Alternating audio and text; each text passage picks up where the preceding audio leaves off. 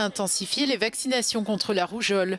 C'est le mot d'ordre du ministère de la Santé zimbabwéen, à l'heure où près de 700 enfants ont succombé à cette maladie infantile. Au Zimbabwe, de nombreux chefs religieux restent hostiles à la vaccination et vont jusqu'à maudire les familles qui vaccinent leurs enfants. Certaines mères de famille se sont ruées à la clinique en prenant soin de ne pas être vues. La religion elle-même est un problème majeur car elle considère que les enfants vaccinés deviennent impies. C'est une doctrine transmise aux femmes. Les femmes obéissent aux hommes, elles n'ont pas le pouvoir de dire non. Un groupe de femmes de l'Église apostolique se disent tolérantes envers les fidèles qui ont opté pour le vaccin. Ouverte à la médecine moderne, elle prône une réforme de l'Église, quitte à aller à l'encontre des règles pour sauver les enfants.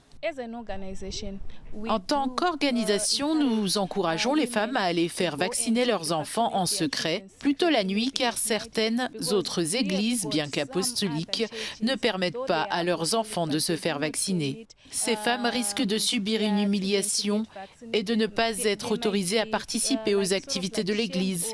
Elles peuvent tout simplement être discriminées au sein de l'Église, surtout si l'on sait qu'elles sont allées faire le vaccin. On ne peut pas prier pour elles, ni leur donner l'onction.